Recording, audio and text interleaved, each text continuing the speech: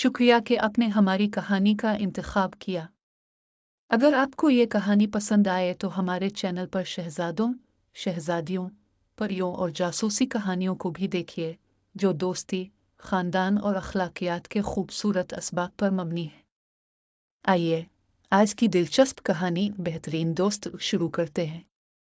इस कहानी को मुख्तार अहमद ने लिखा है और उसके तमाम हुकूक महफूज हैं। बेहतरीन दोस्त। शहजाद साहब अपनी बीवी, बच्चों, माँ और भाई के साथ मुस्लिम टाउन में एक कोठी में रहा करते थे। उनके 3 बच्चे थे, आदिल, रेहान और सोनिया। तीनों बच्चे स्कूलों में पढ़ते थे। उनमें ये बड़ी अच्छी बात थी कि उन्हें पढ़ने लिखने का बहुत शौक था और वो निहायत पाबंदी से स्कूल जाया करते थे। तीनों बच्चे अपनी दादी अम्मा से बहुत मानूस थे। उनके बगैर उन्हें एक पल भी चैन नहीं आता था।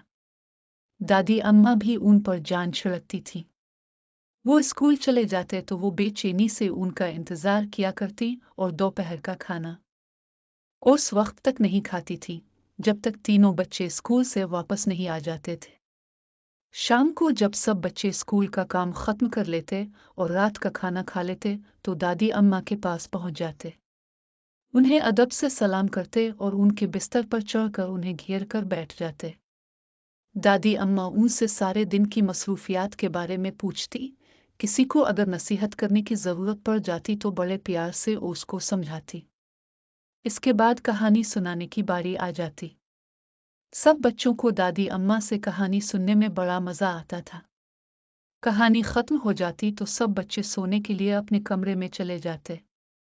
दादी अम्मा को किताबें पढ़ने का भी बहुत शौक था। जब उनके दोनों बेटे छोटे थे तो वो पाबंदी से उनको कहानियों की किताबें और रिसाले दिलवाती थी। उस जमाने में Feroz sons, Sheikh Ghulam Ali and sons और मकतबा अल कुरैश की किताबें बच्चों में बड़ी मकबूल हुआ करती थी। उनके कमरे में एक लकड़ी की अलमारी भी थी जिसमें सैकड़ों किताबें रखी हुई थी। उनमें वो किताबें भी शामिल थीं जो स्कूल के ज़माने में उनके दोनों बेटे पढ़ा करते थे।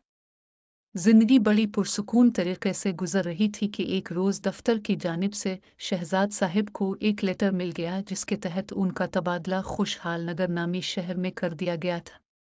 नौकरी तो नाम ही अहकामात पर अमल करने का है। शहजाद साहब अपना शहर छोड़कर जाना नहीं चाहते थे, मगर उनके चाहने या न चाहने से कुछ नहीं हो सकता था। उन्हें हुक्म की तामील करना थी। वो बीवी बच्चों को लेकर नए शहर में आ गए। ये अलग बात है कि इस तबादले की वजह से उनके साथ साथ उनके बीवी बच्चों का दिल भी बहुत उदास हो गया था। एक अच्छी बात यह हुई थी कि ऑफिस की तरफ से उन्हें यहाँ एक शानदार सा घर और इस्तेमाल के लिए गाड़ी मिल गई थी। आदिल, रेहान और सोनिया शुरू में तो नए शहर आकर बहुत घबराए। यहाँ पर ना उनका कोई दोस्त था और ना कोई रिश्तेदार। मगर जब उनके स्कूलों में दाखिले हो गए तो उनकी दोस्ती अपने हम उम्र साथियों से हो गई। 3-4 दोस्त उनके मोहल्ले में भी बन गए थे। इसके बावजूद उनके दिल से अपने पुराने दोस्तों और शहर की मोहब्बत खत्म नहीं हुई थी। वो गर्मियों की छुट्टियों के इंतजार में थे ताकि इन छुट्टियों में वहां जा सकें। शहजाद साहब एक मोबाइल कंपनी में मुलाजमत करते थे। उनकी मसरूफियात इतनी बड़ी हुई थी कि शाज़ व नादिर ही उन्हें छुट्टी करने का मौका मिलता था। ये उनकी मजबूरी थी कि वो 10-15 दिन की छुट्टी लेकर अपनी माँ और भाई से मिलने नहीं जा सकते थे। इसका हल उन्होंने ये निकाला कि अपने भाई फरहाद को फ़ोन कर दिया कि वो अपनी बीवी और अम्मा को लेकर उनसे मिलने आ जाए। उनके भाई को भी ऑफिस से छुट्टी नहीं मिली। उसने माजरत कर ली कि वो फिर कभी आ जाएगा। अम्मा को अलबत्ता उसने ट्रेन में बैठा कर रवाना कर दिया था ताकि उनसे मिलकर बच्चे खुश हो जाएं। चूंकि बस का सफ़र इतना आरामदेह नहीं होता इसलिए वो ट्रेन से आ रही थी। जिस रोज़ उन्हें आना था तो सारे घर वाले उन्हें स्टेशन पर लेने गए। स्टेशन पर सब लोग एक दूसरे को देखकर बहुत खुश हुए और खुशी खुशी घर आ गए। रात को खाने के बाद वो सब लोग ड्राइंग रूम में बैठकर बातें करने लगे। शहजाद साहब भी अपनी माँ के आ जाने से बहुत खुश थे और उन्हीं के पास बैठे हुए थे। अचानक दादी अम्मा ने शहजाद साहब से पूछा, बेटे तुमने घर में अखबार कौन सा लगवा रखा है? इस सवाल से शहजाद साहिब घबरा से गए। अखबार तो कोई सा नहीं लगवाया है, जरूरत पड़ती है तो नेट पर पढ़ लेते हैं। दादी अम्मा के चेहरे के तासुरात से यूं मालूम हुआ कि उन्हें शहजाद साहिब का जवाब पसंद नहीं आया है। वो खामोश हो गए। शहजाद साहिब भड़क गए कि अम्मा कुछ नाराज हो गई हैं। बात बनाने को बोले, अब कहीं तो हम कल से अखबार लगवा लें। हर काम मेरे कहने से ही करोगे? क्या तुम्हें खुद एहसास नहीं है कि अखबार कितना अहम होता है? मालूम है बच्चों को मुताला की आदत अखबार पढ़ने से ही लगती है। इस बात को भूल गए कि तुम्हारे अब्बा ने घर में दो दो अखबार लगवा रखे थे। तुम और फरहाद छोटे छोटे थे, दोनों किस मज़े से बच्चों के सफ़े पढ़ते थे। टार्ज़न की कहानी की अगली किस्त का कैसे इंतज़ार करते थे। और तुम दोनों भाई उन अखबारों में से चुपके चुपके फिल्मी इश्तिहार भी देखा करते थे। शहजाद साहिब को दादी अम्मा ने इस अंदाज में डांटा तो बच्चे मुस्कुराने लगे। रेहान को तो इतना मज़ा आया कि उसने दादी अम्मा के गिले में बाहें डाल दे।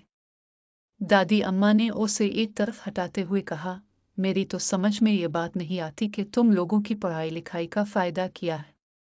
तुम्हें अखबार की अहमियत का अंदाज़ा ही नहीं है। तुम लोगों ने बच्चों से जान छुड़ाने के लिए उन्हें वक्त से पहले ही मोबाइल थमा दिए हैं। उन्हें कार्टूनों के बारे में तो बहुत मालूमात होंगी, दुनिया के बारे में कुछ नहीं जानते होंगे। जानेंगे भी कैसे? अखबार ही नहीं पढ़ते। शहजाद साहब और उनकी बीवी रुखसार दादी अम्मा की बातों से शर्मसारी महसूस कर रहे थे। दादी अम्मा वाकई ठीक कह रही थी। दोनों मियाँ बीवी को अपनी गलती का एहसास हो गया था। अपनी मसरूफियात में लगकर उन्हें अखबारात की अहमियत का अंदाज़ा ही नहीं रहा था। दादी अम्मा की बातों से उन्हें इस बात का एहसास हो गया था कि घर में अखबारात आते रहें तो बच्चे भी उन्हें पढ़ते हैं, जिससे लाशूरी तौर पर उनकी मालूमात में काफ़ी इजाफा होता रहता है। दादी अम्मा ने उनकी शर्मिंदगी महसूस कर ली थी। मौजू बदलने की खातिर उन्होंने आदिल, रेहान और सोनिया की तरफ रुख किया और बोले, अच्छा बच्चों, तुम ज़रूर कहानी सुनने की फरमाइश करोगे, इसलिए कोई सी कहानी की किताब ले आओ, मैं तुम्हें उसमें से कहानी सुनाऊंगी। मेरी याददाश्त पहले जैसी तो रही नहीं है, अब ज़बानी कहानी नहीं सुनाई जाती। उनकी बात सुनकर बच्चे परेशान हो गए।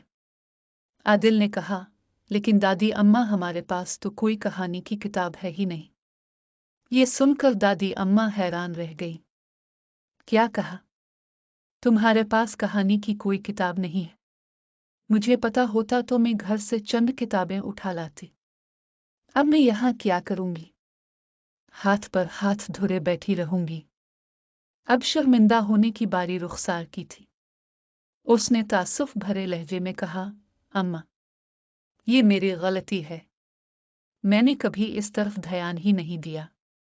मैंने सोचा था कि अगर बच्चों को शौक होगा तो ये लोग अपने मोबाइलों में ही कहानियां पढ़ लेंगे। उन्होंने भी कभी जिद नहीं की कि उन्हें किताबें दिलाई जाएं।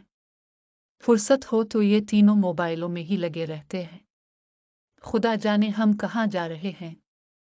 मोबाइलों ने तो बच्चों और बड़ों को हर चीज़ से दूर कर दिया है। लेकिन ये बात तुम सब कान खोल कर सुन लो कि किताबों से दोस्ती सबसे अच्छी दोस्ती होती है।